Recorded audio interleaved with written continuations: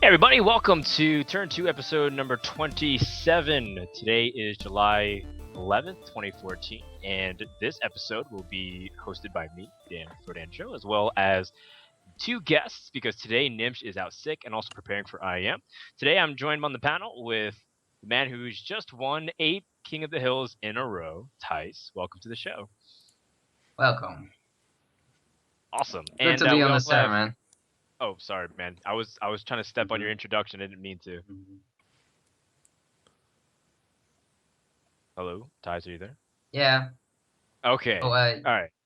Rocky yeah. Just start keep to your the thought show. going, man. Normally, Nimsh is here with me, and we just kind of have this jive, and we're kind of flowing. But it's okay because you're supposed to kind of fill in that European knowledgeable player niche. We'll get there. This is just a kind of warming up stage. Our guest today, officially from the beginning of the week, we had planned is Brad from Team Don't Kick My Robot. Brad, what's up, man? Hey, how's it going, Frodan? Thanks for inviting me on the show. I'm happy to be here. Cool. So what we normally do here before we jump into everything is kind of get to know our guests. And we're going to talk about after we get to know Brad, we're going to talk about all kinds of titles from things like some of the new Nax details, player movements, some of the pro tournaments coming on, as well as hit about some of the meta and talk about Hearthstone itself. But like we said, we want to kind of get to know our guests first. So Brad, please introduce yourself to the stream, including who you are, where you're from, and kind of your history getting into Hearthstone. All right, so I'm on Team Don't Kick My Robot. We've been doing really well on the online tournaments and everything. I'm happy to be on that team. Then okay, so we have this weekly tournament that I've been winning. Okay, so I've been winning it. Every week we invite a new player from like one of the most popular players, and like last week we had Ignite.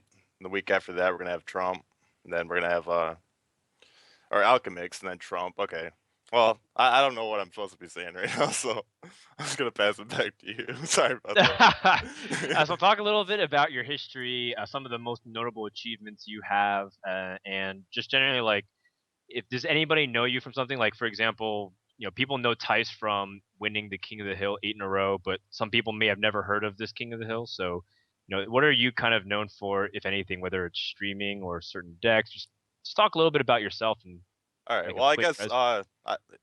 I can say that I won the DKMR Invitational 5 times in a row now. I think I'm 20-3 overall games. So, and I won the 2P tournament. I won a few other tournaments, couple more top fours. So, yep. Yeah, no big deal. Just winning tournaments, back to back to back. And I saw some of your games. I think I even saw from the very beginning of DKMR Invitational. You, Christopher, and all those guys doing a great job. Really fun stuff. And I believe Kobayashi Maru is the guy that's kind of spearheading everything for Yep. DKMR. So check it out. It's on Fridays, right? I believe. Oh, it's on Thursday at 9 On p.m. Thursdays. Maybe Fridays if you're ahead in time zones like me, because it's actually very early in the morning, like 3 a.m. for me when I watch on Fridays. All right, cool. So, guys, today we're going to be tackling lots of kind of cool topics that kind of range from everything. The first thing we want to go is straight into some of the new Nax Rammus details, because everybody enjoys Hearthstone a lot. Some people are picking it up for the first time in recent weeks because a lot of people are still being introduced in the masses. But we're on the eve until a new expansion comes out, and everyone is super excited. And Blizzard has trolled everybody because when I woke up one day, I saw that this Nax thread on Reddit had like 2,000 upvotes. I was like, oh my god, it's out. But no, it's not out just yet. They just released information about the wings and the costs and some of the other information that's kind of that people are interested in knowing. So the first kind of details that we can run over is that the wings are going to be priced individually, but you can buy them as a package. And for total, it seems like it's going to be 20 US dollars. And you can purchase the first wing is free, I believe, right? And then every wing after that you can kind of be purchased with gold or for actual money. And these bundle packages are available to go through all the bosses with some of the or the player adventure modes, and you also have the ability to do lots of cool stuff with challenges and get all these cards. Now, one of the big things was that people were kind of unsure about the crafting the golds because they had to earn the cards first, but would you be able to get the golden version of cards? I don't really know or care about that. But I kind of want to toss out to the first question, you guys. What's your first impressions from this news release? There's anything that sticks out to you, whether the costs or some of the other information in terms of how they're going to be unraveling the expansion? Because I think they're going to be pushing it out over the course of a month, right? Yeah, I think they will. I think they will do it in some rounds, and I think the price is really okay for the cards. Like the first wing is free for us. There will be 5 wings, and you have to pay for 4 wings. And if you just have enough gold, like 1 wing is 700 gold, so 4 wings is 2,800 gold. And also, if you want to buy it with real money, it's still an okay price. So the price is really cool for the new cards. Yeah, back in the day, there was like some leaked prices. Like they were saying it's gonna be like 500, then 1,000, 1,500, then 2,000. So I thought I was gonna have to, get 4,500 gold or whatever, and I was pleasantly surprised it was only 2,800. So I think it's pretty reasonable pricing for sure. All right, all right. Now, this is amidst all of the chaos, a lot of people were kind of speculating, well, you guys keep announcing details. It's already the first third of July is already over. It's July 11th. Is Blizzard delaying this whatsoever? People are known that Blizzard takes their time. Ben Brody has said that the schedule is still releasing in July, and they also clarified a few other details, like death rattles will be reprioritized. All the gold cards will be craftable once you unlock everything. So all these details are inside the press release on Battle.net, and I'm really interested because it seems like the big thing that kind of caught my attention was this death rattle thing where he kind of mentioned it, which means Blizzard isn't against the idea of tweaking some of the rules and functionality of even the baseline mechanics of how things operate. So I think that's going to be really cool because death rattles for a long time were just very ambiguous and arbitrary. I don't know about you guys, but like it took a lot of trial and error to learn how things go. Like, why does Cairn, when he appears after Bane appears after Cairn dies, why does he appear all the far right versus a Harvest Golem appears where he died? Right? There's like these random things that don't make sense. They're not consistent. Do you guys have any thoughts about this, Thijs? Yeah, the death rattles will be.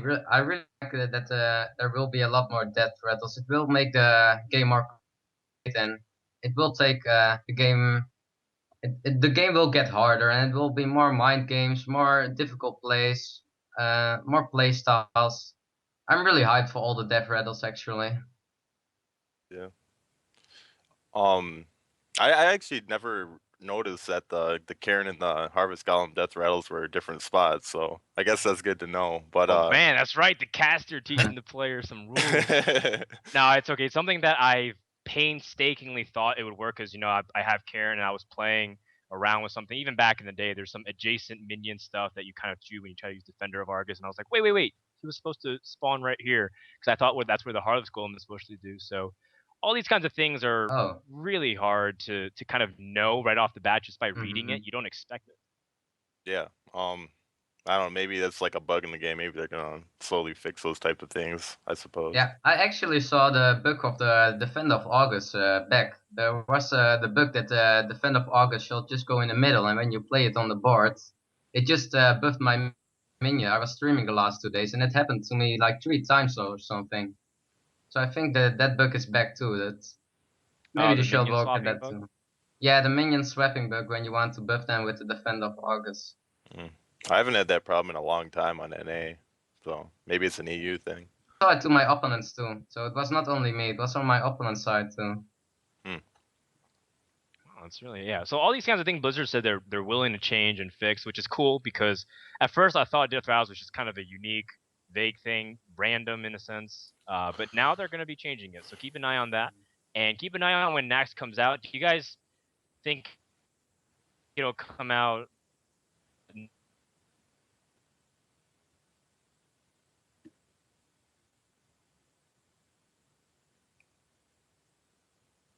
Is he still here? Hey Frodan, you pause. Yeah, I think Frodan lost his connection, but yeah, about I think now. To be able to try it out, so Yeah, I think it will get really come in this month. Maybe it's on the end of the month, but think it will be this month that Neurexis will come out. I'm almost really sure. Like they announced it for July, and I don't think they're gonna. They worked already so long for it. Like it was already. They started with working around February, March already for Necromus. So I don't think they will. It will be later than July. Oh, my bad. My Yeah, I webcam mean, kicked out. like when they said your mic did a little bit too. You're asking a question and you just kind of froze. But like when they said the open beta was gonna come out and then like they delayed it for like a month. I don't know. I'm hoping they don't do something similar to that because I'm really looking forward to the new cards for sure. Everything's the same right now. I hope they keep doing like new cards like on a regular basis as well, but we'll see how Yeah, I want that more goes. new cards in a more regular basis too. It's the meta is for like 3 months just the same now. I hope they're just gonna bring a small, not much cards, but just small like 2-3 cards in a month or something that it just changed a bit. Like the meta is so it's just this like how it was 2-3 months ago. Only the hunt with Unleash the Hounds changed it a bit. Yeah, Yeah. well, I agree. I think Well, at least there's more than one deck now. Yeah, that's Sure. true. That more than that's true. Hunter. More Well, we than see Hunter we see and some back. Yeah. I don't know. I don't even know what's going on. I mean, even if everyone kind of says the Unleashed nerf wasn't that big of a deal, but everyone kind of knows by now that it was pretty significant to kind of open up the key to basically every class being able to have some sort of deck that's like that can get you to legend, right? Let's just put it that way. So next is really cool. It's really soon. My question that I posed to you guys was, what if the patch comes out and then people are flying to like a tournament? Some players have played through the wings, like the locals have played through the wings, but the people traveling like a mods or something, he's traveling 16 hours. He doesn't get a chance to, and all of a sudden, some players have access to it before other people, and it'd be really chaotic and crazy. That's why I kind of wish they would just give us a date so people can kind of know and plan around it. But it seems like Blizzard really likes teasing us and being in the inner circle and leaving everyone out. So we'll just see. I don't have any idea when they're going to release, but my guess is somewhere towards the end of the month. Somewhere towards the end of the month. Yeah, same for me. And I think about tournaments. I heard I think there will be tournaments rules that that players already have to send a deck list, or if when Necromus comes out, they can't play the cards yet. I think that tournaments will take care of that too with some rules. All right, cool. I heard 3 dates. I don't know how well. Oh, you heard 3 dates? Yeah, I heard 3 dates of when it was supposed to be released. Or these are probably like Made up dates, but I heard either July 1st. Obviously, that didn't happen. July 14th. I don't know where they came up with that date. Can still happen. And August 1st. So I don't know. July 14th. Yeah, maybe 3 days. Fingers crossed. But why the 14th? I don't even know why is the where I got day? that. I have They usually no do idea. maintenance on Somebody told me July 14th.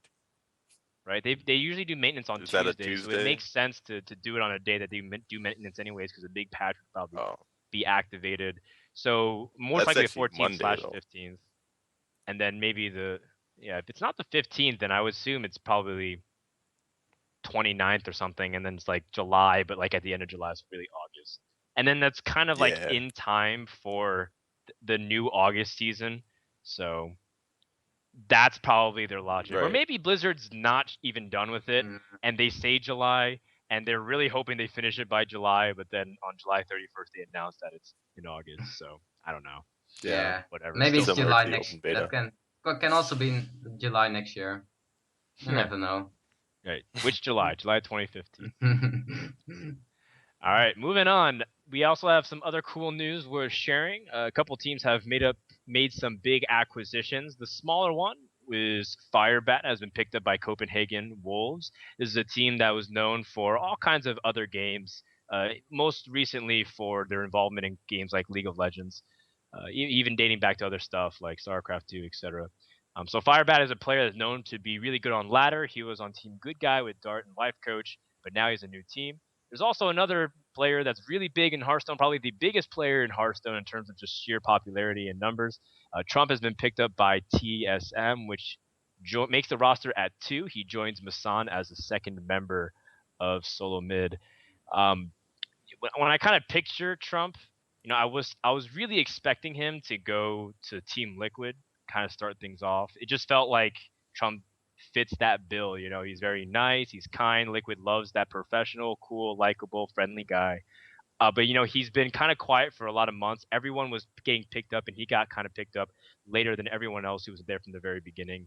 Give me some of your thoughts on the acquisition. Do these guys fit, Brad, in your opinion? What are we talking about? Firebat or Trump? Or just I think Trump definitely any opinions fits. on the pickups at all? Well, let me just say, Firebat used to be on DKMR with me. Then he's kind of been getting juggled all around the place, and he finally, landed on a pretty solid team. He's a great player. He gets top 10 pretty much every season on the ladder, and I think they're definitely lucky to pick Firebat up. And then, Trump, he's a popular streamer. Same with Masan. Yeah, it's Team Solo Masan, I guess they fit. That's pretty much what I gotta say about that. I think Team Solomate is just looking for the big streamers. I also think Trump fits really well with TSM, because TSM has a really big fan base in America, and yeah, I know a lot of the Trump viewers. They like TSM. It's just a big team. I think it's a really good team for him to pick up. I also thought he would join Liquid probably. I also thought the same way. But yeah, he joined TSM, and I think that's a good team for him. And yeah, Firebat, I really like that the smaller organizations and teams are coming into Hearthstone now. It's just good for the community that these people that just played well in the weekly tournaments get picked up by the organizations. It's a good start. I agree. I think it's not the end of it. I've heard whispers of other teams like Fnatic maybe getting into it. I don't know who yet, but I heard that they're interested in it. Maybe this prompts other big league teams like CLG to maybe move into it as well, because they also were diving to other games like Smite and some other things as well. So maybe this is kind of like the dominoes falling, where a lot of teams start getting involved, which is cool, because again, more recognition for Hearthstone, more established and legitimacy. It just kind of paves the way, because there's a lot of players who honestly deserve and sometimes even get the seats, but they can't afford to fly themselves out to some of the events or even take care of themselves to take Hearthstone seriously. So I think this is just continuing to grow, and it's just another step in the right direction. So I'm very happy about that. All right, let's. I hope there's more like team. Go ahead, Brad. What's up? I'm sorry. No. I hope. Go ahead. So I hope in the near future there's more like team versus team things going on. It's like right now, Hearthstone's like a 1 versus 1 thing. I hope there's more things like just like team versus team. So like really find out who the best team is out there, you know what I mean? Yeah, actually, well, I was gonna pose some with this question. Where do you think TSM continues to land? Because if I have to kind of be real for a second, it seems like they're picking up the popular streamers. Solomid is a streaming network, and they're but they are known to pick up a pretty legitimate team with the League of Legends squad, and their Smite team is actually very good too. So as much as this might be a pickup that makes sense because Trump is a great player, but I think at the same time they also should continue exploring the idea of picking up some really unproven players, or maybe the players that are known for some of their results rather than directly from their popularity. I think that will continue to build a little bit more legitimacy to that. Otherwise, if they just pick up a bunch of really popular streamers, they're going to run out quick, because some of the popular streamers are pretty much taken. I think the last guy that's not really truly on a team is Forsen, and I mean, because Mana Grind, no disrespect to them, but Mana Grind is not really like an official Hearthstone team at the moment, at least I think. So with that being said, I think they're going to continue to explore more, and I hope they don't just focus on popularity as their only criteria. Not to take away from what any of the other players that are on it, like Trump and Masan. But it's also really hard to. Yeah, but I think it's also really hard for organizations to. They are all new in Hearthstone. They don't know what the best people are probably. You need someone that has some contacts, or has some known of the scene that they can pick up the best players, and you can look to weekly cups, but you can also look to the streams. And picking up a big stream is a really good good thing to start with your team. I think it can only make your community bigger. For Yeah, I sure. think so too, because everyone, whether you're a team, whether you're a tournament organizer, whether, even journalists and people, they're all starting to catch the Hearthstone fever, and it's really cool. But at the same time, it's starting to get a little crazy because now everybody wants it. Suddenly, Hearthstone's the new hot chick on the block, and everyone wants a piece of it. So, if a lot of players are looking at it and saying that they want a piece of it, just continue to wait. I think the opportunities will come, in my opinion. All right, so let's move on to some of the pro news that's been coming out. Let's talk about a couple of tournaments that are happening, I believe, in a week or so. The first one is DreamHack Valencia, which was announced a few days ago and right before the event. So it's kind of last second, so I don't know exactly what they're expecting in terms of turnout. The details is that it's going to be 3,000 euro prize pool, and that it's going to be held in Spain as part of the continuation of the DreamHack series. It's one of the big stops that features other games like League of Legends and StarCraft 2 as well, and that it's going to be happening next weekend during the TI4 as well as IEM. But we'll talk about IEM in a second. Thijs, are you going to this DreamHack by any chance? No, I'm not going to the DreamHack, and the reason for that was that they just announced it way too late. Like I knew it 2 days ago, or they announced it 2 days ago, and it was just not possible for me to go next week. I have some other stuff next week, just some real life, and I don't want to quite it. And it was also really hard to get to Valencia to fix all the stuff so fast. But I will go to the next thing, I think. And also the prize pool, it was a bit. It disappointed me a bit. Like the first one in Bucharest was 10k. This one was then you had DreamHack, but that's of course the biggest one with 25k. And yeah, it feels like they just they made it in like one day. Oh, maybe it's good to make a Hearthstone tournament too. But yeah, I really like that they keep going on with all the Hearthstone tournaments. But I'm not Yeah, going. basically, if you win the event, you barely pay for your trip there, I think, overall. For most Europeans, now, if you're international, that might not even cover your costs. So I think a lot of people are going to be sitting this one out. No, for America to go through. Yeah, it's just disappointing because, I keep hearing that these organizers are doing Hearthstone last second, or they're not sure on some of the details. But it seems like all of them are doing it. We haven't had an organizer yet who's recognized the field, who understands how formats work, who knows how to announce the details and take care of everything yet. And it seems like everyone's excuse is, oh, this is our first time. I'm not sure.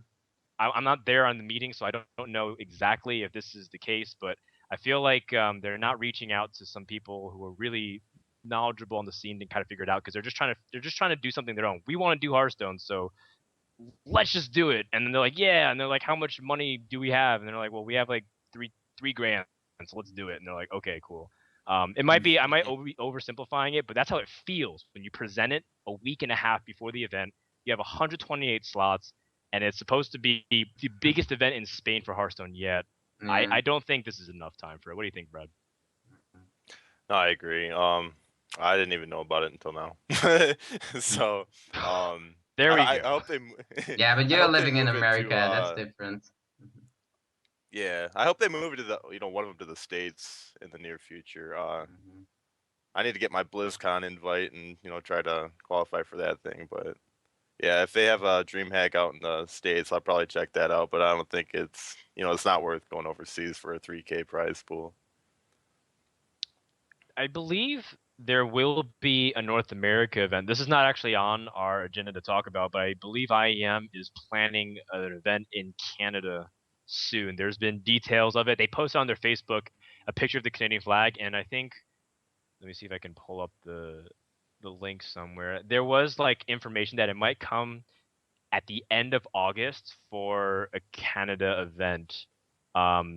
So I'm not promising anything, Brad, but you Cool. might get an I'm gonna have NA to get my event. passport. Awesome. Awesome. So no excuses. No excuses, NA players. Everyone's like, yeah, we want an NA event. Time for you guys to show up. I don't know how expensive it is to go to Canada though, from where you are. Do you know how? Is it really pricey? Well, I live in Michigan. Well, Canada's Okay. big, so it depends on which part of Canada. I live in Michigan, so it's like right next to Canada. So if it's like, right across the border, that's, a couple hour drive for me. But I don't know. We'll see if I need to hop on a plane or anything. All right. Well, we'll keep you guys posted on that, and make sure you guys do check out this DreamHack event. I know Tempo Storm is sending Gar to go play, but I think that's the only player. I think it's because Gar is a European player. We felt like it was a waste otherwise. But I don't know about too many other notable people. I think Lothar is going there, DreamHack. I think Ekop is going to that DreamHack Valencia too, but don't quote me on that. This entire couple of weeks of tournaments are just completely. I don't know what's going on with them. Which brings us to our next one, which is I Am Shenzhen. All I know is that I'm going to cast the event, which is the exact same weekend as DreamHack Valencia and TI4. It's $10,000 US, but I don't even know the player list. All I know is that I'm going to be there. There's going to be a lot of Chinese people because it's a big expo, and there's going to be some Hearthstone tournaments. So I hope everything turns out okay. But I don't know too much about this. Have you guys heard anything specifically about who's going to be at IEM in terms of like the play? Because they said it was going to be invite process. Right? I have heard a bit of it, and I know that they probably have already contacted the people that will be invited, but I think they will come with an announcer or something soon, because if they're gonna invite people that are not from China, they need to visa, or I don't know what to call it, but they need to fix it to travel to China, what takes some days, and they probably contacted their players already, I think. I don't know how exactly, but they announced the tournament 2 days ago, and yeah, 2 days ago is too late to get your flight and your to get like if you want to go to China, you have to fix stuff with government, and that takes some days too. So they probably have their people already, or it will be probably a lot of Chinese people. I'm not sure what the format is for the tournament, but I think they did that. Yeah, I think so too. I heard that some of the Cloud9 members are invited. I think Amaz should be going to that because he kind of said that his July was filled with Asia tournaments, which makes sense given IEM and Amaz is kind of like that key to the western/eastern border. And Masan's in Korea too, and I think Masan might be going. So that'd be a lot of cool faces that people recognize. At the same time, again, it is kind of like this invite-only tournament, which brings up another heated topic, which is something that I think, Thijs, you can speak about, and Brad, maybe from the outsider's perspective as a top player. What's kind of we talk about this every week coming on to Turn 2 at some degree, but it seems to be blown continuing proportion about invite-only tournaments with a lot of prize money on the line. If it's small, people kind of understand it, but with $10,000 in a premier tournament circuit with lots of exposure, is this fair? Okay, maybe that's a wrong question. Help me out here, Thijs. What's the question? There should be some. I will help you out. I think there should be some, at least online qualifiers. Like you can't make open qualifier in China for European players. No one will go to fly to China for an open qualifier. But if you just make like 2 spots for a qualifier on for every country, and they all play together, like it's really hard to get into the final qualifiers or something. But I think from 8 people, at least 1 or 2 places can be from big qualifiers. But I also understand that from the organizations, like they really want to have the popular players to have some big just to have some really good viewers. But for the community, it will be better. Like I started too with my Sotex, and after that I had a change in the King of the Hill, and I'll keep going. And I started streaming, and now I get my name a bit out. And I really hope that a lot of more people get the chance in tournaments like that. Just qualify yourself. Yeah, Like again, Thijs that's said, one of. Oh, go ahead, Brad. I'm sorry. I think we have like a delay, so I keep talking over you. Probably, Like because I Thijs, swear there's like 2.5 seconds of silence, and I'm like, oh man, I should be yeah, saying something right now. yeah. Then like you start talking, I'm like, anyways, yeah, like Thijs said, obviously they want the popular streamers and whatnot. They want the viewership. And they're all about viewers and money and blah blah blah. But anyways, yeah, it is kind of unfair. But they could do some kind of like cutoff, like I'm sure they want like all like top players. If like a random guy goes in there and like he's not good at the game, he's not going to win it. So maybe they should have like some kind of make legendary X amount of times or something. I don't know, something like that to kind of even the playing field. I don't know, just a Where thought. do you draw the line? Because I understand the perspective of organizers. In fact, I sided with the organizers' perspective, where if you don't do these invites, you're not guaranteed the viewership, you're not guaranteed the ROI. Hearthstone looks bad, right? It's a fluke tournament. People are not really paying attention anymore. The story is dead game, whatever you want to say. Where do you draw a line of saying, as much as we want to invite players, we also want to open it up? Is it half half? Is there a certain ratio, or is it just that has to be completely open? Everyone says copy Magic the Gathering Pro Circuit. They have Swiss all the time. Pokemon. We just saw their championships on Twitch last week and how they did it. All these kinds of arguments, 2 and 4. Where should our organizers be approaching this? And Brad, you're on the outside again as a player, and you want to get in on this. Well, Give me your thoughts. Yeah. I mean, the people that are invited, obviously they put a lot of time into the game. They do this for a living. So I mean, they definitely deserve their spot with the invite. But yeah, half and half would probably sound fine, I suppose. If people want it enough and they're good enough, they'll work hard for it, and they will be one of those invites in the future, I suppose. You suppose. I think. What's up, I Thijs? suppose.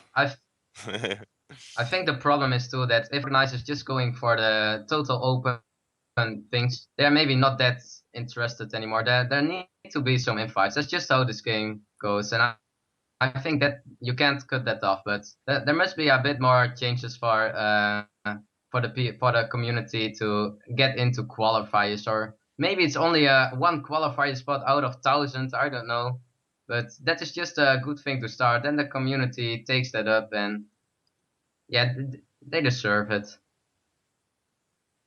As much as they deserve it, though, there's a lot of, the DreamHack Summer top 16 looks the same if you came from BYOC and played 8, 9 plus series and fought your way through Hellfire in order to get there, as well as a person just being invited, going 0-4 out of the group stage, and then just having a very, very poor tournament showing. And actually, I kind of even follow that to the Ghost Gamers ranking, right? Because Ghost Gamers doesn't get to watch those series, so they see like Frezar and they see Kaldi and all these guys that came through BYOC. They lose their first couple of series.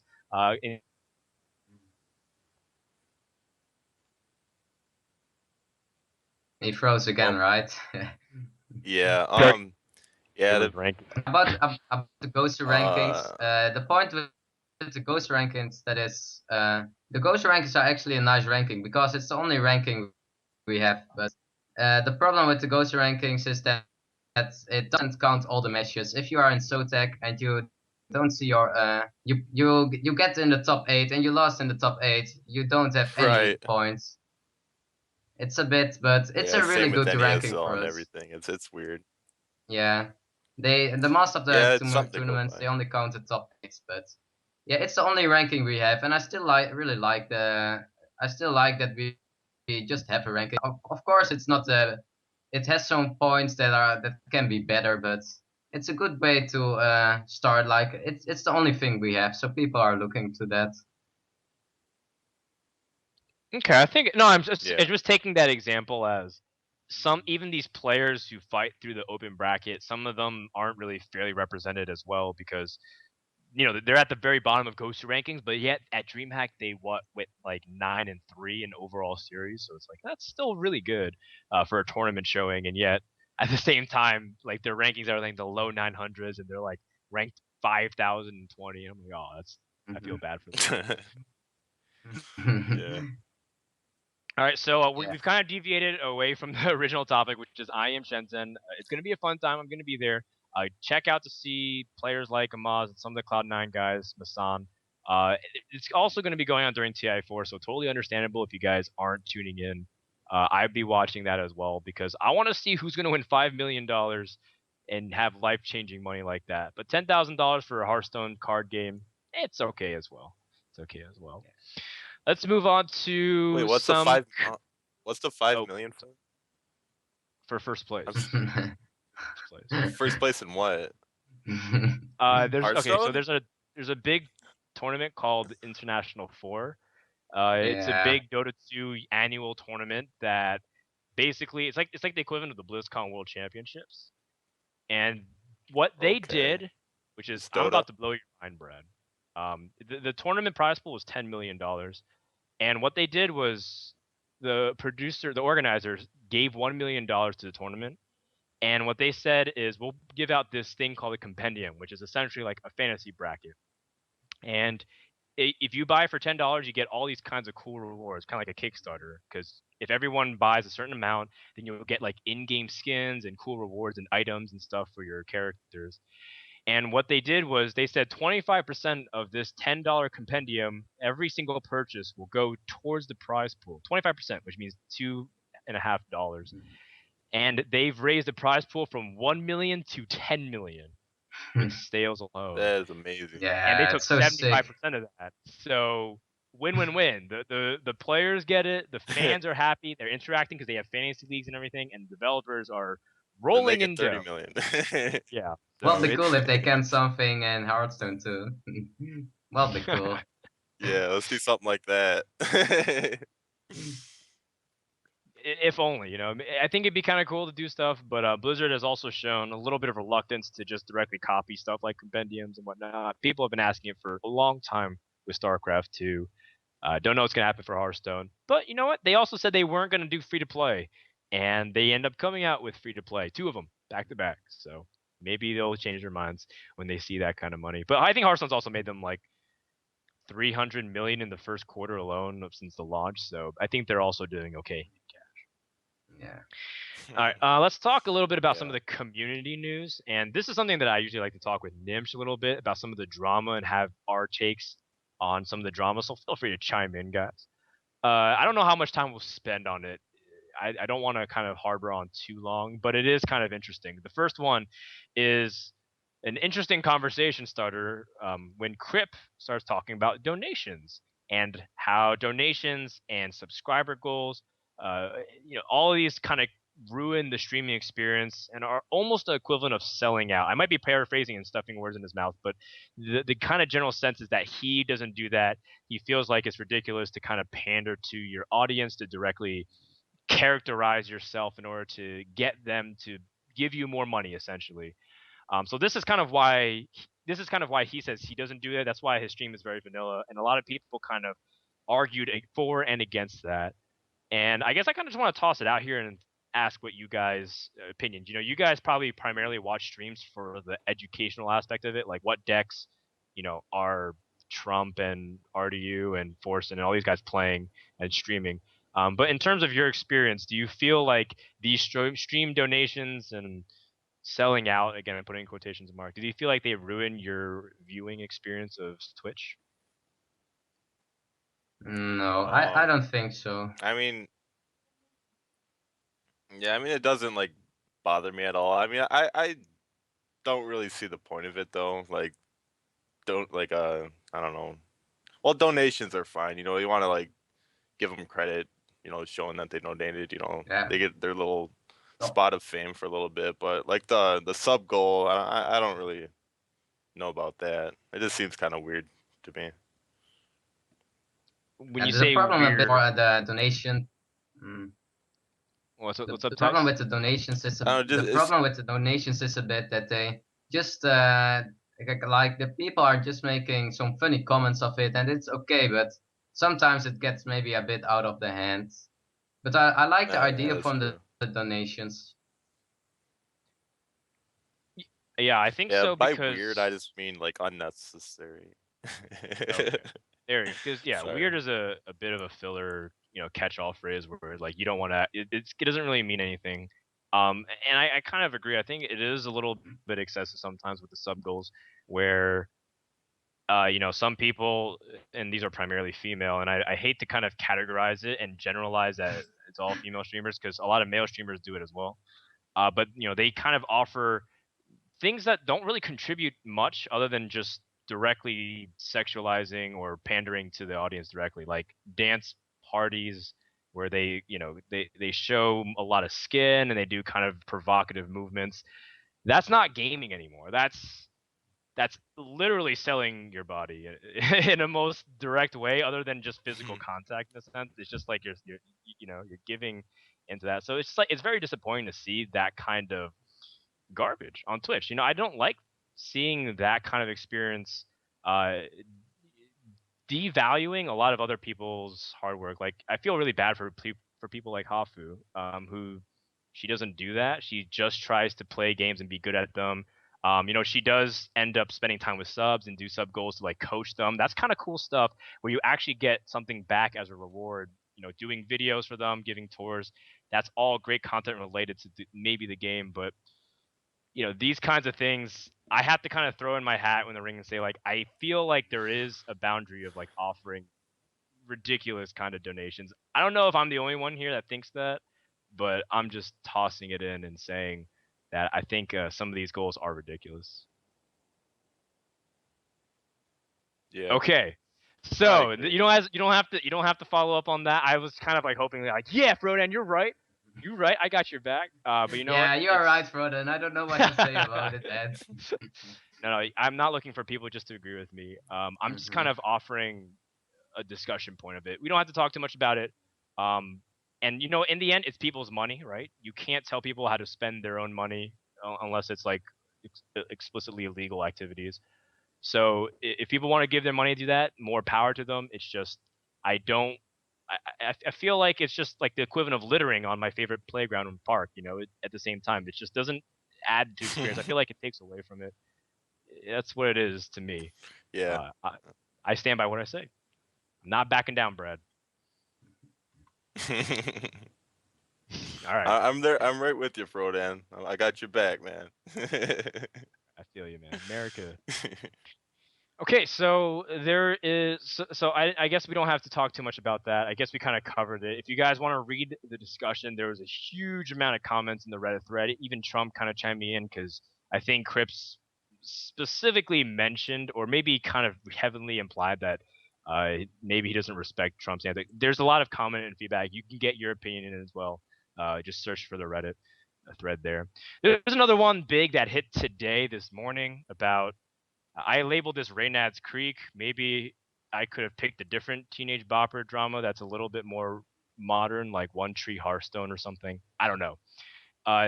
It's basically about streamers and their love stories or whatever you want to call it. It's really complicated, but it kind of brings up this interesting idea of, again, kind of following up on a previous point, how some girl streamers don't really make it about their games and their place in Hearthstone. And it kind of created this amazing parody video of Reynad kind of just making fun of everybody, right, and shooting shots at everyone. And he kind of has this guy kind of having fun and putting on excessively thick eyebrows and whatnot. So it was really fun and stuff. I don't have any real comments. Everyone's like expecting me to clean up this mess when there's nothing really for me to say. It seems like they went on vacation and they had lots of crazy stories, crazier things than I've ever really done. I have nothing to say about this. Do you guys have anything to say about this? I have a bit. Like it was really funny. I streamed tomorrow. I streamed today, and there were some people in chat like, tell the story, and I didn't knew the story. Like I just watched it Reddit, and I saw it was a really big comment, and yeah, people were asking me what happened, and I said, yeah, I don't know, man. But yeah, I don't think we shall make a really big point of stuff like this. It's just how real life goes. It's really funny because it's really close to me. Because yeah, because it's really funny for me because it was in the Netherlands, so everyone thought that I will I will know what happened, but I just didn't know. But yeah, I'm living in the Netherlands, so it was really they were in Amsterdam and had some fun there. Yeah, that's just how people are. You know, I can't really They didn't stop decide at your house if I'm more afterwards. impressed with how Reynad's able to maintain his wit throughout the entire adventure of being embarrassed and disappointing women, or being able to tell this story in front of thousands and thousands of people and hit legend and while drinking. So like both of these feats are very impressive. While being able to juggle all of these things, you know, Thijs, I know as well because streaming while being able to talk and interact can be kind of tricky. So overall, props that he's able to do that. And I think it was really entertaining because people have been having lots of fun tapping into the love lives of their favorite streamers. Because I think there was also another episode of Tides and Nadia and doing handstands and backflips to try to impress her. So those I are my saw boys. that. Yeah. Those are my So- boys. So what happened? What Reynad got drunk and he finally told some stories. Is that what happened? No, yeah, he get drunk and then he told some stories and after and with that he got some really funny donations that really trolled him and yeah, it was just Yeah, because I know people were you asking just about need to those see it as stories for fun. months. Yeah, you just need to see it as Yeah. fun. Yeah. I think Yes. nothing more. That I'll have is to a look great into way to that. All right. close this little segment because if you guys have no idea, if you're listening to this on the audio podcast and you're like, what the hell are they talking about? Just go and search up Leah's story time and Reynad's story time and you'll understand everything there is to know. Let's move on. Let's talk a little bit about the metagame, boys. It's rare that we get two guests on the show here for turn 2 recently because me and Nimsh usually host it, and we don't get an opportunity to talk too much about the metagame. And there really isn't too much to talk about because, well, frankly, we're all waiting for Nax, right? And that's kind of the huge topic. What cards are coming out? What's the implications of it? But there seems to be one last hurrah for the one class that people kind of always shed tears for in past months, which is Paladin. Very early in the week, Colento managed to hit Legend #1 with a Paladin deck. Now, a lot of people kind of chalk this up as just countering the meta, saying it's just good against Miracle Rogue. A lot of people are saying it's just Colento. He's just a god. That's what he does. He's just an amazing ladder player. What are your guys' thoughts about this deck and I guess in its place in the meta game? We'll begin with you, Brad. I took a look at the deck list. I haven't gave it a chance yet. I haven't really put it together and tried it out on ladder, but from what I heard, a couple of people told me that they tried it out, and there's something that Colento does to make it work because they just can't seem to make it work as good as he does. He must just play it flawlessly or something. I don't know. It's definitely not a easy deck to play with. Definitely to get top legend. So I'm trying to find the deck list of it. I think I have it on this Hearthhead website. I'm gonna try to send it over to our guy so that way he can post it up. I know the deck list. I watched it at Colento stream to how he went Legend 1 and it has some really good combos. Like he has some cards that put the attack to 1 and then you can play the Kodo to destroy it, and also with the equalities, everyone knows that the Paladin with the equalities, but he's just putting a bit more combos in the deck. And I haven't tried the deck yet, but yeah, I don't think it's one of the best decks that are out now, but it is probably the best Paladin deck that you can make. And the one thing that's really important too is people don't know how to play against that deck. It's so new and they have no idea what they are facing, and that's also a big point now. Like when the Druid came out, no one had, or with that's happened with every deck. They at the start they don't know how to play against it. Right. It's cute. It's got lots of these how does that? small tech cards. Oh, sorry, Brad. What's up? How does that deck do against Miracle Rogue? I'm just out of curiosity. Do you know? Because I don't know. I just never thought Paladin would. It's okay against Miracle, but the problem against Miracle is always if it goes really like a Miracle, then you can't stop it. But that is with every class. But it is okay against Miracle. Yeah, that's true. With all the heal it got a lot of heal, and the heal is really important against the Miracle sometimes. Yep. And you have a way to get through concealed gadgets and if that's the case, or concealed anything. If they have like Van Cleef, that's like huge and they conceal it. If they're trying to all in on that, you have equality combos. You have lots of taunts, like the Sunwalkers and Senjins really get in their way. So it's supposed to be like a Miracle Rogue farmer in a way. That was what I was pitched, and then I was told it's a terrible deck otherwise. And then I see a lot of people playing it, and I think Thijs is completely right. It's the idea that people kind of forgot how to play against Paladin. Not to mention that there also is that looming threat that it could be an aggressive Paladin that uses Divine Favor, and you're always like, well, do I need to mulligan differently against it compared to how I normally would? So it's kind of interesting, but once again, it just shows that there are different ways to approach the game, and I think it's kind of cool. Again, with some of these little tech cards like Elven Archer, like the Sunwalker, the double Sunwalker that is, and just all these kind of cute cards like a Humility as well. So I like it. It's kind of fun. I want to see somebody playing Priest in #1 Legend now. Actually, didn't Zedalot do that? I think he like got really close to #1, maybe #2. Yeah, not 1. He was really close. He was not. I don't know what, but he was really close. He was top 5 at least. But yeah, Priest is okay too. I think Priest is decent to play now. But the problem with Priest is Miracle just destroys it most of the time.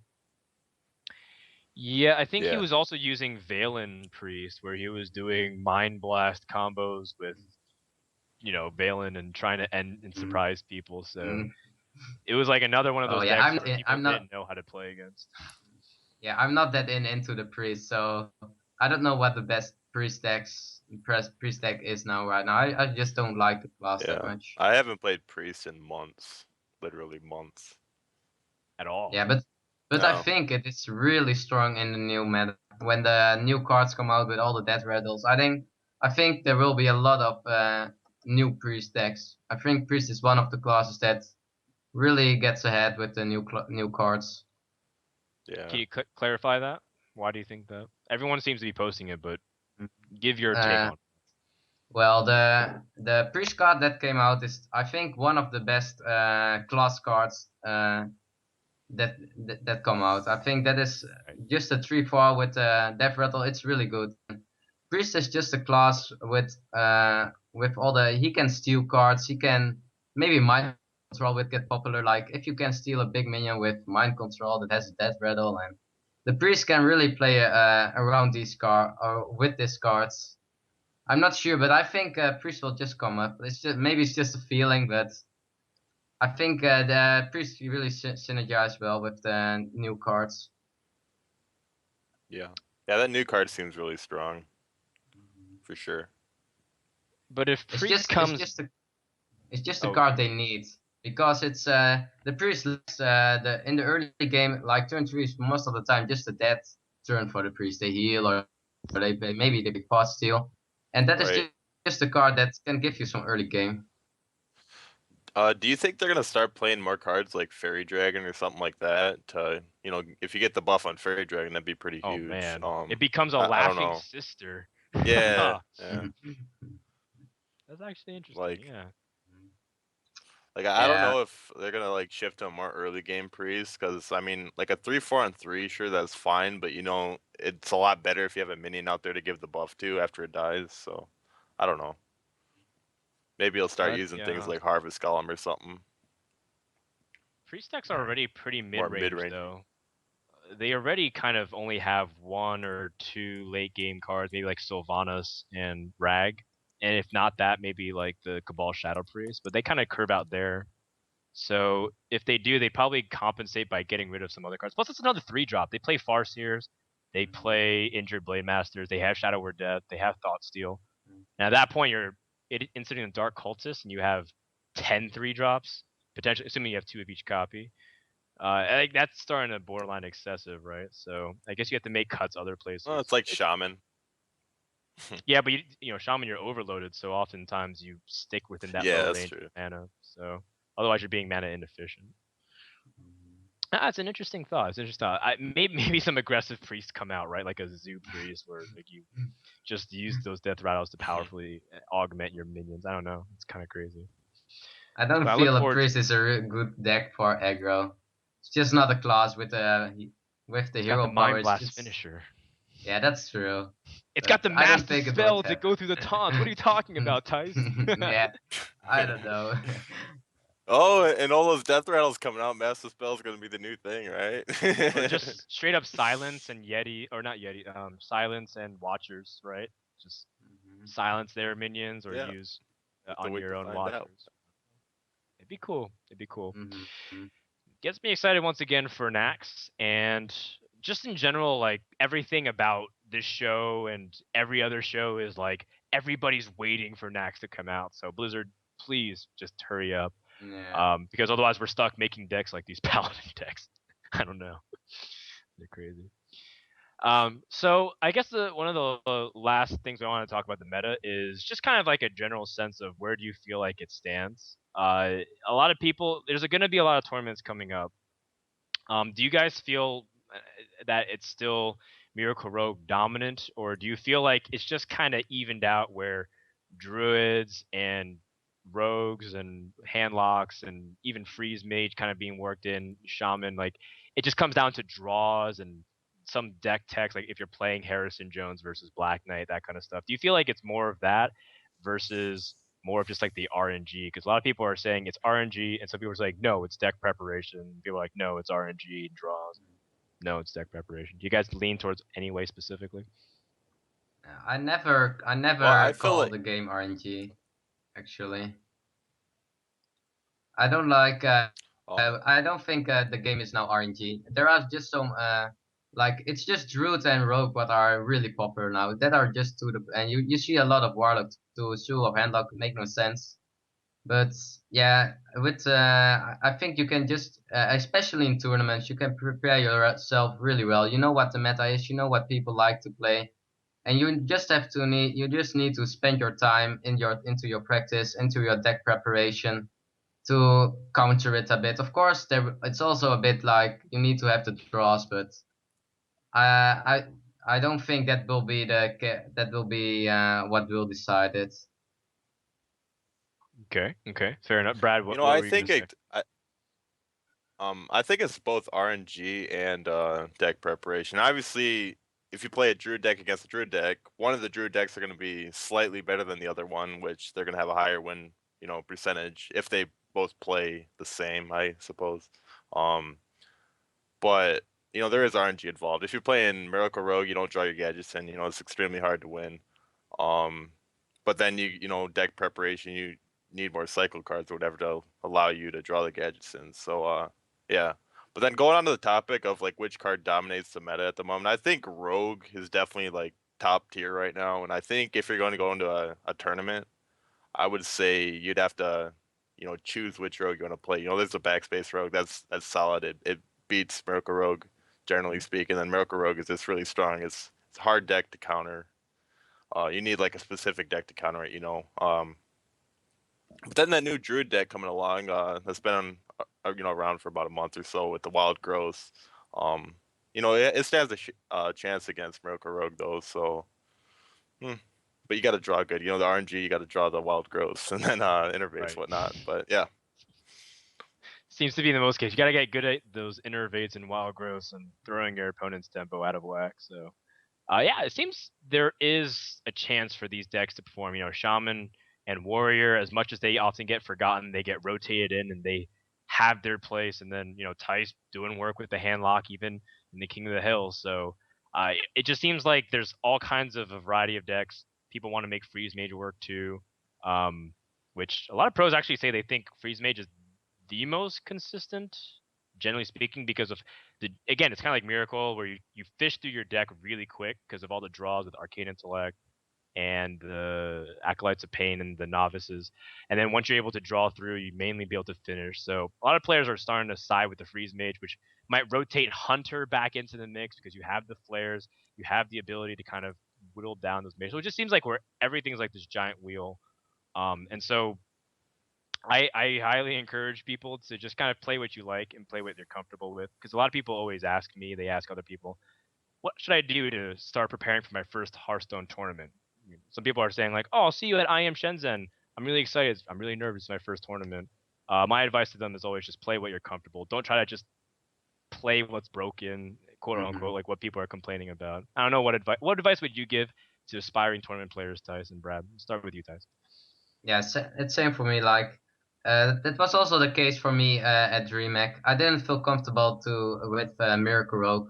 I hadn't played the deck that much, and that I was maybe the only player that didn't bought Miracle Rogue to the tournament. I still regret. Yeah.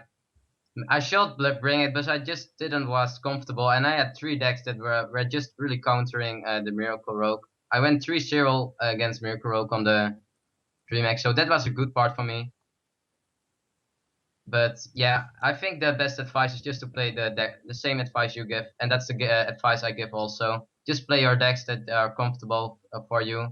Also, people are sometimes asking, they just don't have the cards yet, and then I always start with, probably play some Su at the start. It's not the best deck, but you learn a bit, just the game, and maybe if you want to start with Control, play Shaman. It's a cheap class to get your cards first. That's the advice I give most of the times. Yeah, Dev. What about you, Brad?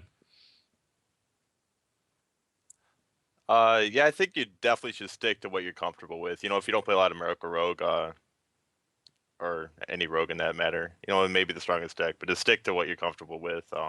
Like yesterday when I played in the Invitational, we invited Ignite, and you know, I'm like the 4-time winner of it, so everybody like knows what decks I play, right? And then yesterday I finally decided to step out of my comfort zone, and I put like 3 different decks that I like never played. I played like Shaman and Backspace Rogue and some other deck that I'm just not familiar with, and I went down 2-0 early because I had no idea. Like this was the first day I ever played Backspace Rogue, so and I tried to hard counter the Miracle Rogue and I ended up losing that. So then I ended up 4-0 him with the Druid that I'm like really comfortable with. So yeah, I think you definitely should stick to what you know.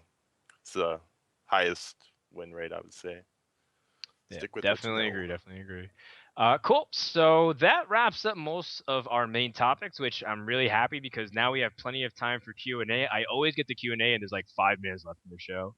We have a good solid 20 minutes of Q&A. So we're going to do a couple of community spotlight stuff to kind of just talk about what's going on in the community. But in the meantime, you can also submit questions through the Twitch chat. I always say I'm going to regret this, but you guys haven't disappointed me so far in the couple weeks been doing this. So ask a couple of questions and we'll pick it out through the Twitch chat. So let's do a couple of community spotlight. The first thing is obviously the I Heart King of the Hill, I Heart You King of the Hill that we mentioned every week. Thijs on the 8 killing streak, and the next challenger apparently is Kaldi, the guy who qualified through the BYOC from VVV Gaming. Thijs, how do you feel like your chances are, Kaldi? Are you familiar with playing him? Yeah, I know him. I played him in the group stage of DreamHack too. That was when I won with 2-1 against him. He won his first game, but yeah, I know him. I talk sometimes with him too, and he really knows me. That is a problem for me. So but that is a problem like every week for me now. I'm so long in the King of the Hill every week, so I decks and I always want to play some different classes or different decks or at least some different cards. But yeah, I know him, and he's a really good player. He's practicing really hard. He really wants to make his name into the scene. So it's really a really hard match, I think, for me. But yeah, keep going. I want to keep going in the King of the Hill, man. Well, yeah, it's man, $100 every week. So at this point, they're basically paying you a salary. You're sponsored by I Hearth You and MYF. Yeah, it's just Ties of the Hill almost, man. Ties of the Hill. That will be my hill. Yeah, maybe.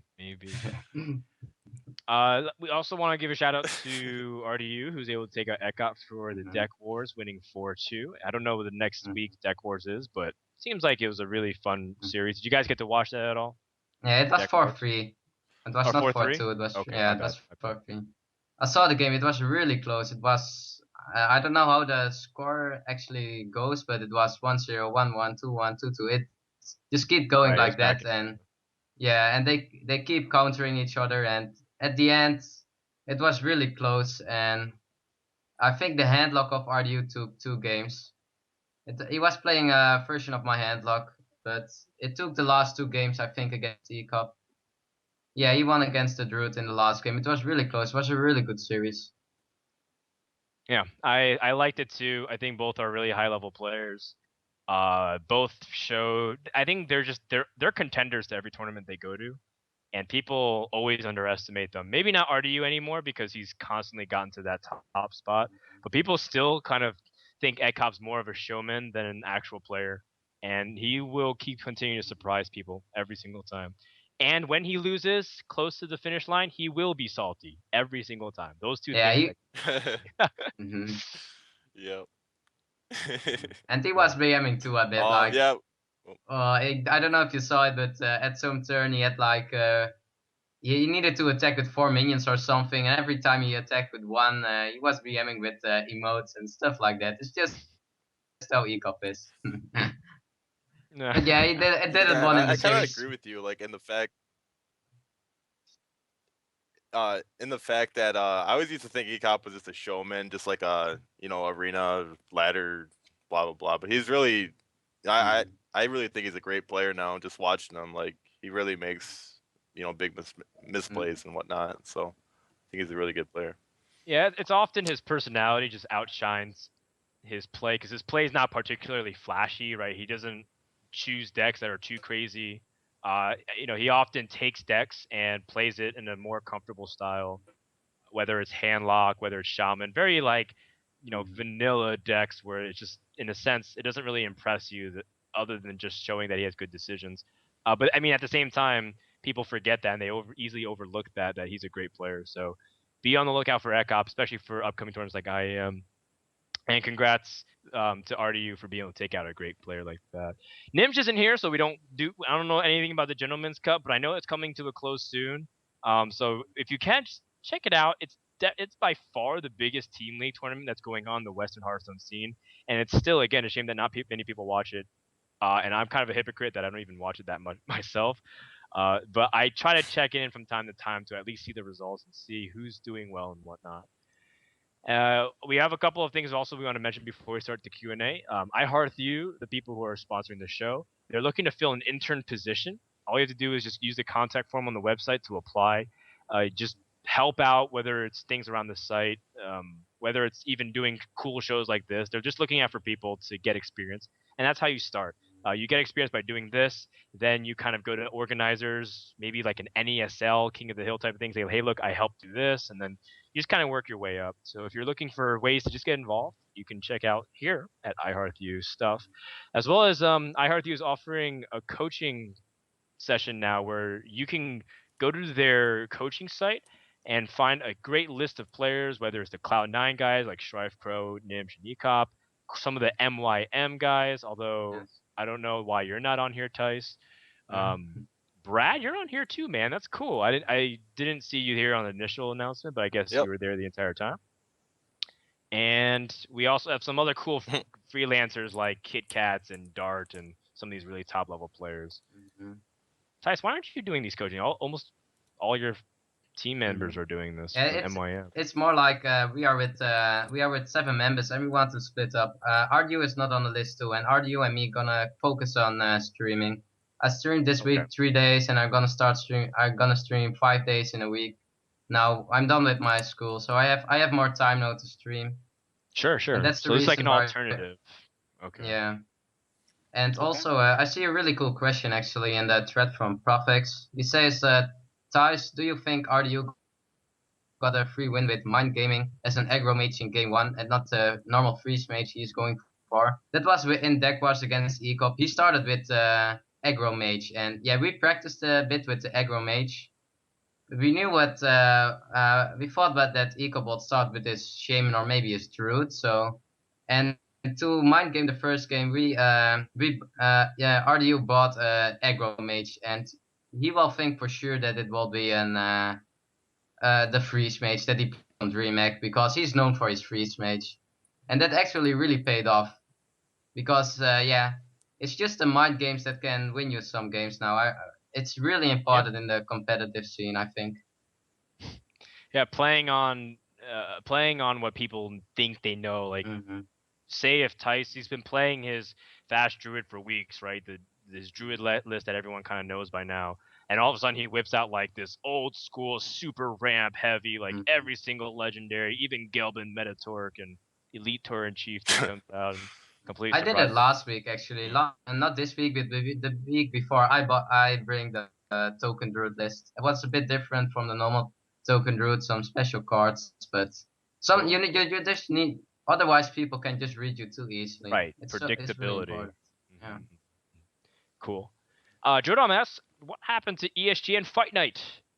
Well, that was a great project for Hearthstone, but it is no longer continuing. ESGN has officially filed for insolvency, which means they are not doing anything anymore.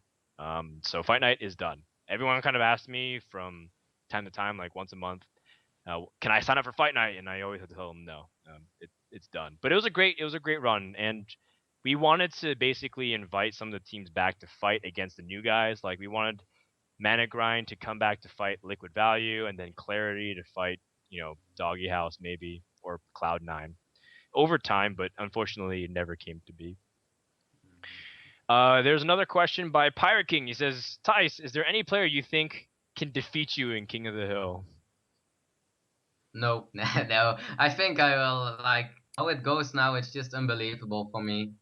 I won 8 times. I was 4 times behind with 2-3. I was 1 time behind with 0-3 against Thriveco.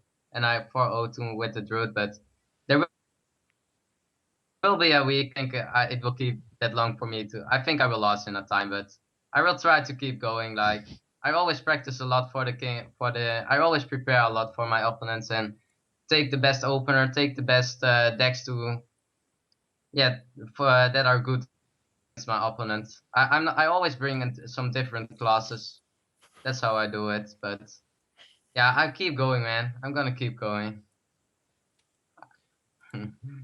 Hey, Brad, do you Blackout think? asks. Oh, okay. Go ahead. What's up? Said Blackout asks on a scale of 1 to Kit Kats, how easy was it to 4-0 Jockey? I have to say Kit Kats. Yeah. Ooh, going with the extreme. He didn't even pick somewhere in between. Right. Kit Kat's easy mode, apparently, according to Blackout. Masana's in chat, and he asks, meow, meow, meow, meow, meow. That's basically the only question that's left that I haven't seen. So, to answer that question, Masan, meow, meow, meow, meow, and I can't wait to meow you in Meowna. Okay. Whoa. He knows what it means. We don't have anything else, really. If you guys have any more questions, we'll talk a few more minutes. But other than that, I think we're pretty much wrapped with the show. I don't think there's anything else left discussing. Do you guys have any things or questions you see that are worth asking real quick? I see just a new question from Ken Products. He asked, like, do you think Force will make a huge LAN event result this year, seeing as he's ranking the ladder?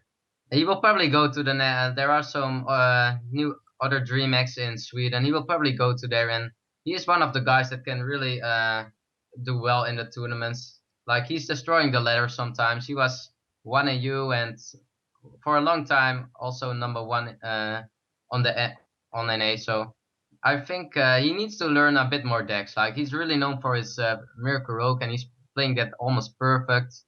But if he wants to go in the tournament scene, he probably needs to start with playing some other decks too. Yeah, he's pretty good at a lot of other decks that people don't see that often.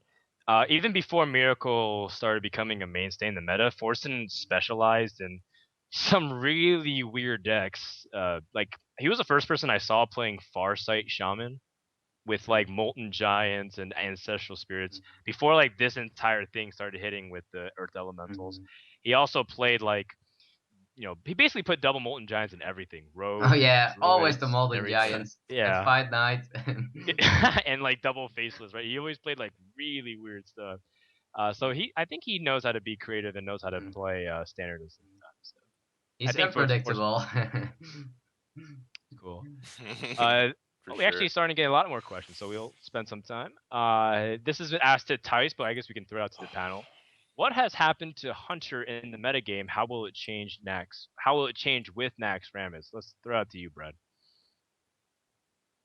I think Hunter got slightly weaker. Like when I think of Hunter, I think of like either the control hunter beats like half of the decks in the meta, then the aggro hunter beats the other half of the decks in the meta. So if there was some way you could balance mid range and aggro hunter, I think it'd be a super strong deck. But it's so hard to do because like you really have to be spot on with your picks to like be able to counter whatever decks are out there. So just a balance, I guess, balancing act what you want to counter. Do And the you next like? Ramus, Oh, what's up? I don't think it's gonna Finish your change thought. Finish your much. thought. I think it's just gonna be fine. Cool, cool. Do you like I'm more of sorry. the mid-range train of thought? Because some people still play mid-range hunter in tournaments. Or do you like the aggro version better? Or do you feel like neither? Do you think both of them suck? Whenever I play hunter, I play the aggro version. I played against Wampy in the DKMR Invitational #1, and I did well against him with it. So I haven't played mid range since mid range was, top of the line 4 months ago or whatever. So yeah. Cool, cool. Thijs, what do you think about this question for asking about the hunter's place and how it will be affected by Nax? The hunter place in the meta is just that it's not good in my opinion. The aggro hunter is okay, but it just get destroyed on the ladder against the druid. Also, it's not. People think it's really good against Miracle, but I disagree a bit with it. You don't have most of the time. You don't have enough tempo, and you can make a total. With the hunter class, you can make total counter decks. That is the strong thing with hunter, but they are just not reliable in other matchups. They will not go like 2-0, 3-0 most of the time.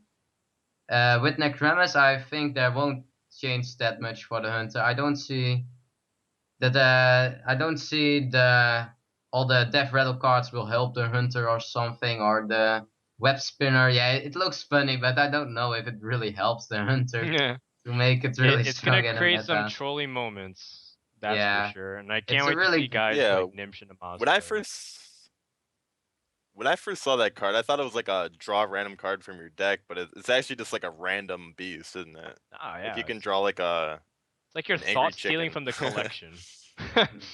Your thought stealing the Yeah, innkeeper's it's book weird. of collection of his Hearthstone cards. That's what you're doing. It's crazy. It's gonna be fun. I don't know.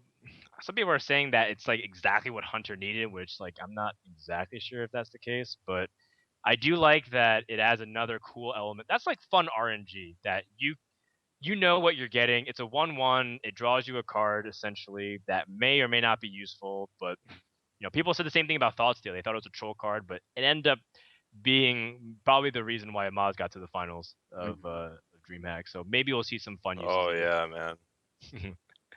but yeah, that He is drew always. some sick cards with those thought steals.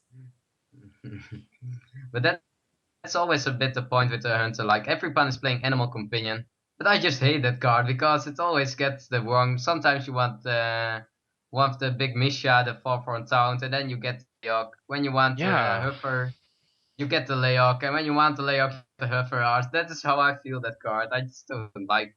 Hunter is okay, but Relying on RNG. Yeah. I know what you well, mean. it's not all about the RNG, but like I really like Ragnaros for a card, but this RNG Ragnaros is also a bit RNG, but A bit. I don't like just Animal Companion. Fair enough. Fair enough. And So we'll see. Tice, do you think like What's up, do Brad? you think like drawing like certain cards, do you consider that RNG, or do you only consider things like Ragnaros RNG? Because like me drawing like my next card, I think of that as RNG as well, just because it's like random, the cards that you draw. Yeah, I don't of know. course, it's a bit RNG. Like sometimes you have no cards and then you need a Okay. big card, but yeah, but I don't know. It's just how you make your decks. You need to, there is some percentage that you can have some really bad hands, but if you it's also how you make your deck. I always try to make my deck Yeah. consistent and not want to rely on RNG. I hate that. Gotcha. Yeah. Moon Prayer asks Frodan when will Hype start streaming. I've asked him this question every single week for the past month, and he always says soon. So pretty much you'll probably start streaming maybe when Nax Rammus comes out, which is next year. Sorry about that. That is what I had to. People were asking me when you're gonna start streaming, and I always said soon. But now I have free time. Now I did it. Now I did it 3 days today, or 3 days this week, and I really liked it. So I'm gonna stream a lot more in the next week and in the future. Cool. There people are asking.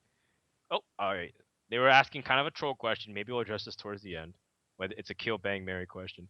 Let's address this one. This one's kind of serious. Blackouts asks, what do you think about tournament organizers taking Gosu Gamer ranking seriously despite having flawed logic for tournament placing? This is a sentiment that's often voiced by a lot of the players that aren't in like the top 10. I guess they say that the tournament system is kind of flawed because they evaluate some of the weekly cups a little bit too high, or they value some of the tournament placings a little bit too low for like offline events. Do you guys have any opinions on this, Brad, Thijs? Yeah, I think the Gosu rankings are definitely flawed, but like Thijs said, it's all we have right now, and it's something to go by. I mean, they didn't get there by the top players by pure luck. They had to win games to get the top ranks on the Gosu. So yeah, it's fine. The only problem that Gosu gamers have is in some of the weekly tournaments and also at DreamHack, you win like the first 5 rounds that they don't notice, and after that you lost like 2 games. How you already said, Frodan, and then they lost a lot of points for making a really good tournament actually to come out of a really hard open tournament. But it is just the only ranking that we have, and it has a really good it is a okay ranking, but it just needs to it needs some it can be better, but it's a good thing to start with. At least we have something, and we need to be happy that they take the time to look for all the games and have a system. It's not bad, but it can be better. Yeah, I understand. It'd be really nice if they. It'd be really nice if they had like one guy that just like his job was to like go out, look at all the tournaments, and put every single result in there. That would be awesome. But that's like so much work, Yeah. They need help from Blizzard for that if they really want to have something like that. But which they do. They do actually have that for something like StarCraft. It's like a WCS point ranking system where every single tournament is placed on a tier based off prize pool. So like for example, a 25,000 tournament in DreamHack means way more than your Zotac 100 Euro Cups, which rightfully so, even though they both are challenging in their own ways. One just in terms of the sheer magnitude of importance of win is much higher, so they kind of give points based off of that. And then they take the top ranked players and invite them out.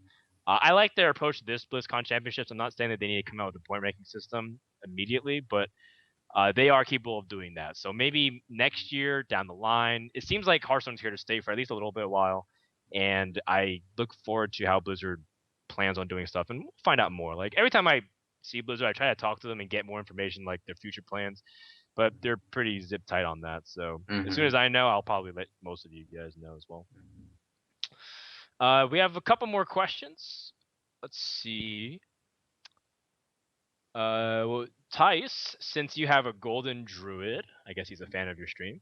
What do you think about the Druid Nax Rammus card? I really like that card, and when next rounds come out, the first thing I want to do is I'm a druid fan. For the people that don't know me, I'm playing a lot of druids. I like druids. I'm playing on stream on druids. I like playing druids in tournaments, and I think that card it's just a card that's I'm not sure if it really works because it's really expensive. But yeah, it can be an answer that the druid needs maybe sometimes. But yeah, I'm gonna try it for sure, man. I'm gonna try it for sure. Brad, do you have any thoughts on the poison seeds? Yeah. I don't think it's that good. What is it? 4 mana? It's 6 mana. It's 4 mana, right? Oh, 4. No, the idea is you poison seeds and then you use Starfall to clear the board, a 9 mana board clear. Oh yeah. OP. Yeah, that's right. Right, but that's like That's 9 mana. Like that's turn 9. What are you gonna get to turn 9 against Zoo while they have a full board? I really think like big game hunter's just better. Like if you want to like clear a minion, like a big minion, like this big game hunter, like I don't think that like usually it's about getting like a big board as a druid. Like I don't know. I just can't see that card being that great. I mean, it's the same situation as them playing around BGH, and then like say like a Van Cleef, for example, and you don't have ability to answer it. Usually just silence it and it becomes a 2/2.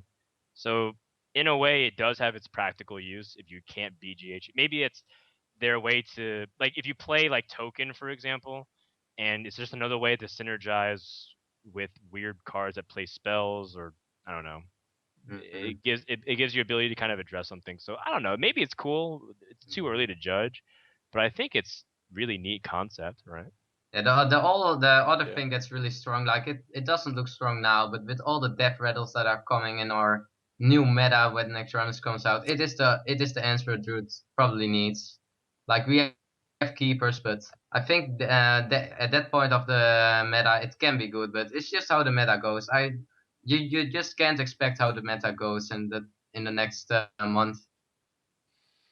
I It forget how doesn't. the It does. card reads. Does it say? Yeah.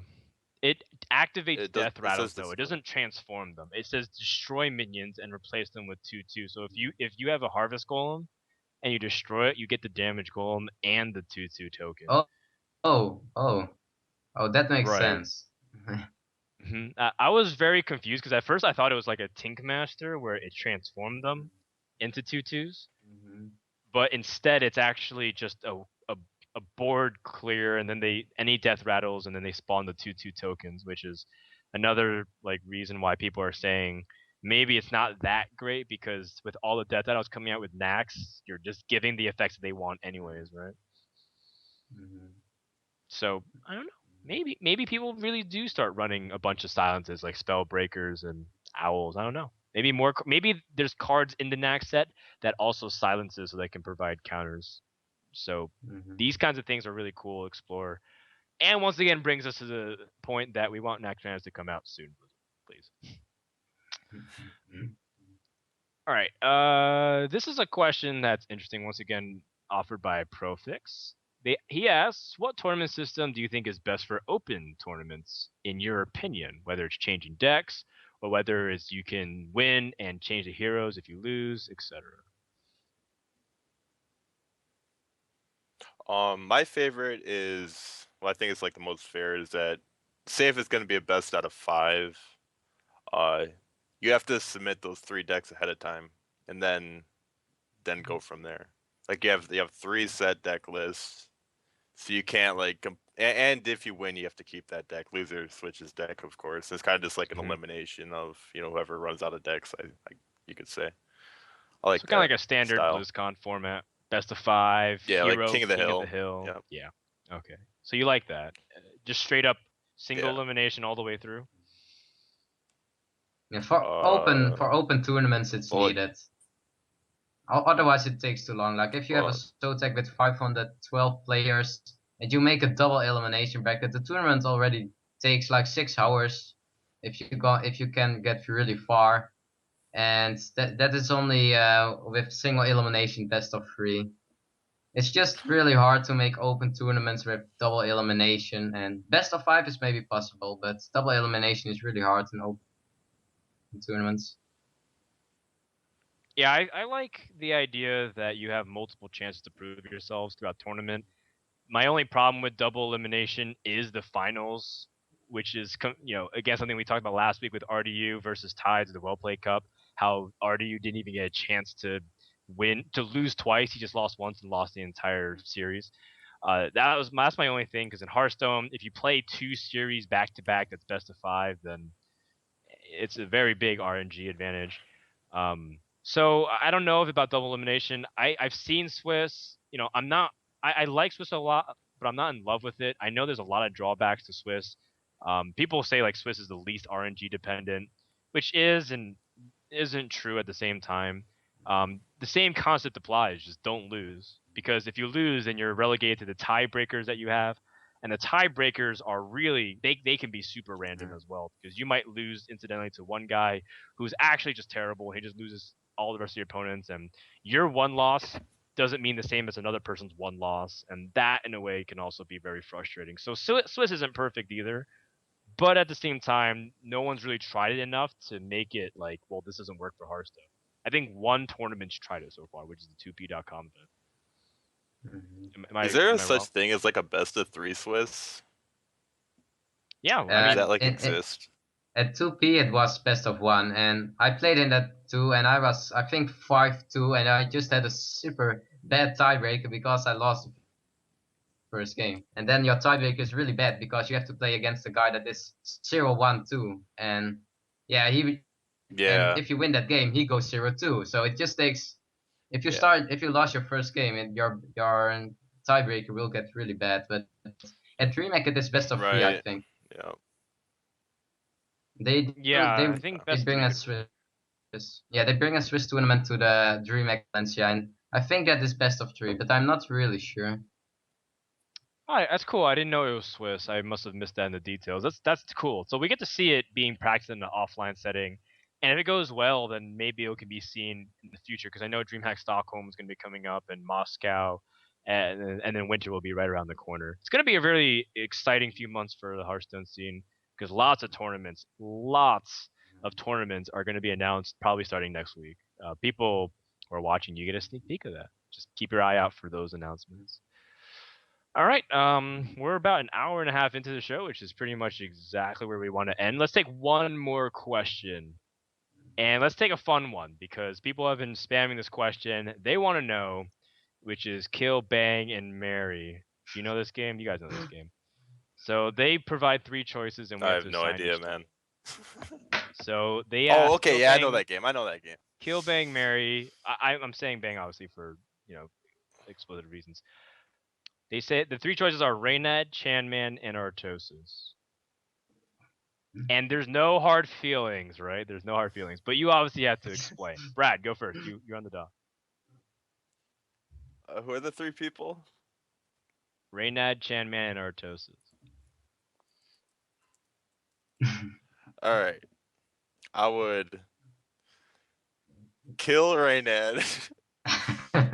Marry. You're not the first person to say that. Marry Chan Man and kiss Artosis. Kiss? No. Yeah, okay, yeah. No, okay, I'll marry Artosis, kiss Chan Man. Wow. Going for the very sensual response. Kiss wasn't an option. You're supposed to go all the way to home plate, but stopping at first base is okay. A single still gets you on base. All right, Thijs, what about you, I thought man? it was like, okay. I think I wanna. Go ahead. I think I wanna first kiss Artosis, then marry him, and then kill him, so I get all his money. I think that's the best way. Get all his. He has a family. That's something that most esports people don't understand. No, that was a joke. But how can I answer this question, man?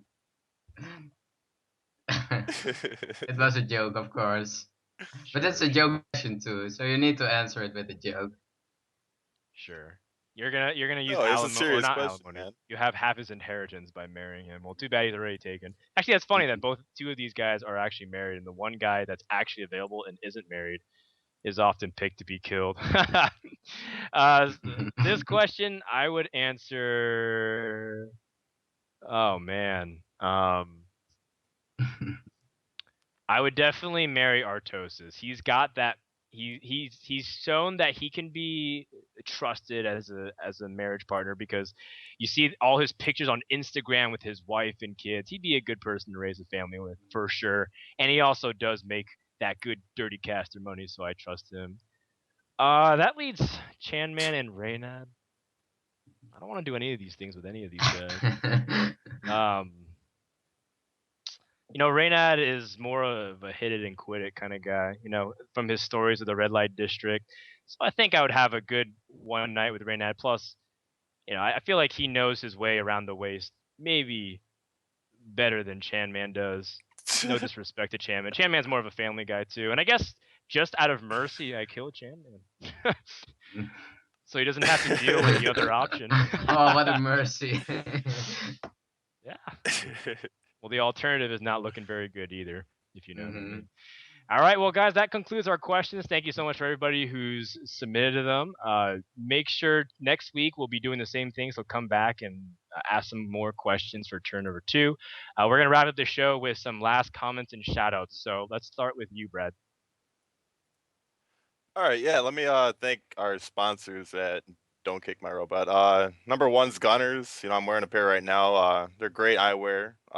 If you're in front of the computer all day, Gunners is the only patented computer eyewear recommended by doctors. 2P and Hearth 2P, sponsors of the DKMR Invitational. It's a great website. You can read our articles there as well as many others to help you reach legend. Waypoint Media, our brand new sponsor for about a week now. It's a full service advertising network designed explicably with the gaming community in mind. They empower gaming focused digital content to help your business and website earn more through advertising. And Hearthstats, if you want to improve your game today by keeping track of your decks and wins and losses, create your deck and follow trends of the decks in the meta. Don't forget to check out our decks on hearthstats.net as well. And like I awkwardly talked about earlier, the DKMR Invitational, that's every Thursday at 9 p.m. Eastern time. You can find that on twitch.tv/2p entertainment. We invite one of the best or the top players in the game every week. Last week we had Ignite. Next week we're gonna have or last week we had Ignite. Next week we're gonna have Alchemix. Then we're gonna have Trump. Then we're gonna have Ecop. So a lot of great players gonna come out to that, and the prize pool grows $75 every week. So next week I believe it's gonna be at $550 if Alchemix can beat the winner of the in-house tournament and then me. So. And then also we have the DKMR Roundup. That's every Tuesday, right after the NESL King of the Hill. So go stop by there. That's twitch.tv/Don't Kick My Robot. We pretty much go over all the tournaments of the week, the online tournaments, pretty much the non-invitational tournaments, and we have like a standing leaderboard saying the top players in the game in the online tournament. So you can come check that out. And yeah, you can come on the Don't Kick My Robot website, check out when all of us are streaming. We have a little like box on the right. You can check us out. If any of us are on, it'll alert you there. So yep. And thank you to the guys from Cloud9 and Tempo Storm to be part of our invitational. Nice, man. Nice. Good for you, Brad. You had everything prepared. You're the most prepared guest for the final part of our show. Everyone else is like, "Oh man, I'm so bad at this. What's my Twitter again?" They like typing it in and auto-filling. All right, what's up, Thijs? Yeah, I just want to give out a shout out to my teammates from Meet Your Makers. We are all of course, RDU. He joined our team 2 weeks ago, and we have a really strong team now. We also have Ignite, Symmetry, Kunzi, Skip, and Blazing Glory. We are at 7 now. The most of those are not that known maybe, but we are preparing ourselves. We practice a lot with it together. So I really want to thank them, and yeah, but follow me on Twitter, follow me on Facebook. You can see it under here if I'm right. So just follow me. I'm gonna stream a lot more. Just follow me on stream if you want. I'm gonna start streaming like 4 or 5 days in a week. So a lot of fun, and yeah, that's my shout out. Yeah, for people who's listening on audio podcast, because a lot of people who do, it's at TIJSHS, which is very, very difficult because there's only one vowel and there's a lot of consonants. And he purposely did that to troll you guys. Thanks, Thijs, for coming on the show. Thank you, Brad. Yeah. My final shout-outs, big shout-out to Team Tempo Storm. In my opinion, no disrespect to our two guests, but I think they're the best team in Hearthstone. I'm looking forward to some of the events that are coming up in DreamHack Valencia, where Gar will be playing. I'll be casting at IEM Shenzhen with all kinds of cool guys. Make sure to check that out next week. Make sure to check out all of our Hearth stuff as well. Congratulations to Thijs for winning 8 in a row. And thank you, Brad, so much for coming on the show. You were an excellent guest. and I can't wait to see. I'll definitely check out Alchemix, the next series coming up. That's next week, right? So I'll check that out when I can. Yep, and next good week. luck, man. As Mhm. for me, thank this you. has been Frodan with Turn 2 episode number 27. Thank you so much for everybody watching, and we'll see you guys next time.